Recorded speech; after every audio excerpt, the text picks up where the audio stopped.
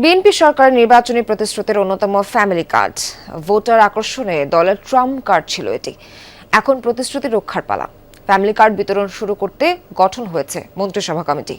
চলতি রমজানে পরীক্ষামূলক কার্যক্রম চালুর লক্ষ্য ঠিক করা হয়েছে। ফ্যামিলি কার্ডের পুরোপুরি সুফল পেতে কালোবাজারি ও মূল্যস্ফীতির দিকেও দিতে হবে বিশেষ নজর।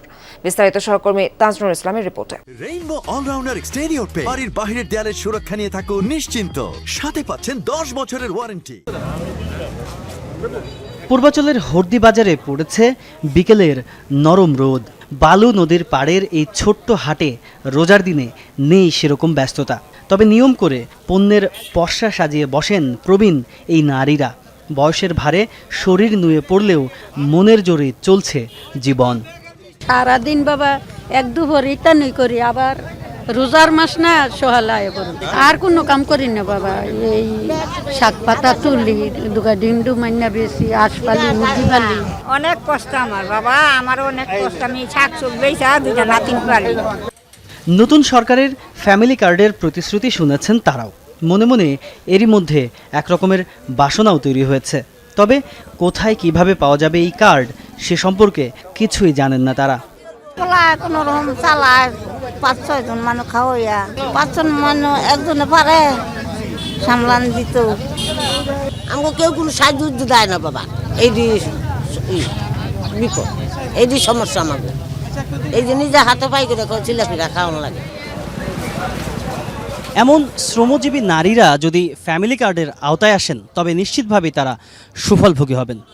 চূড়ান্তভাবে কার্ড বিতরণের আগে সঠিক মানুষ যাচাই এবং বাছাই একটা খুব বড় রকমের চ্যালেঞ্জের কাজ হবে। নির্বাচনের আগে থেকেই বিএনপির অন্যতম প্রতিশ্রুতি ছিল এই ফ্যামিলি কার্ড, যেখানে মিলবে নির্দিষ্ট অঙ্কের অর্থ সহায়তা অথবা খাদ্য সামগ্রী। মূলত পিছিয়ে পড়া জনগোষ্ঠী এই সুবিধার আওতাভুক্ত হবেন। সরকার গঠনের পর থেকেই শুরু হয়েছে কাজ। এরই মধ্যে ফ্যামিলি কার্ড বিতরণ সংক্রান্ত মন্ত্রিসভা কমিটিও গঠন করে দিয়েছেন প্রধানমন্ত্রী তারেক রহমান। পিছিয়ে পড়া মাদেরকে সামনে আনা, তাদেরকে সম্মানিত করা, তাদেরকে তাদের মর্যাদা দেওয়া, সেই লক্ষ্যেই ফ্যামিলি কার্ড। আর ফ্যামিলি কার্ড ইউনিভার্সালি দেওয়া হবে, অর্থাৎ এখানে কোনো ধরনের ফ্যামিলি কার্ড দিতে যেয়ে কোনো ধরনের পিক অ্যান্ড চুজ এরকম কোনো সুযোগ সুবিধা ব্যবস্থা রাখা হবে না, সো দ্যাট ডিসক্রিমিনেশনের কোনো ধরনের সুযোগ না থাকে। মন্ত্রিপরিষদ বিভাগ থেকে প্রকাশিত গ্যাজেটে বলা হয়েছে, দেশের 8 বিভাগের 8টি উপজেলায় প্রাথমিকভাবে কার্ড বিতরণ করা হবে, যা শুরু হবে বান্দরবানের লামা থেকে। এ ধরনের কর্মসূচি বাস্তবায়নে প্রয়োজন বড় অঙ্কের অর্থ। প্রাথমিক হিসাবে সম্ভাব্য উপকারভোগীর সংখ্যা ও সহায়তার পরিমাণের উপর নির্ভর করে বার্ষিক ব্যয় দাঁড়াতে পারে কয়েক হাজার কোটি টাকায়। বিশাল এই প্রকল্পের প্রতিটি পদক্ষেপে স্বচ্ছতা বজায় রাখার কথা জানান সমাজ কল্যাণ মন্ত্রী।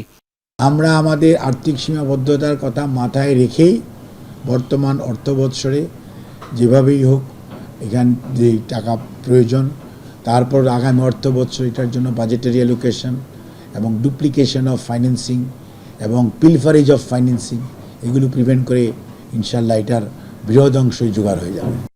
স্বচ্ছতা না থাকলে রাজনৈতিক বিতর্কে জড়িয়ে ফ্যামিলি কার্ডের লক্ষ্য অর্জন নাও হতে পারে, ভেস্তে যেতে পারে বহুল আলোচিত প্রকল্পটি।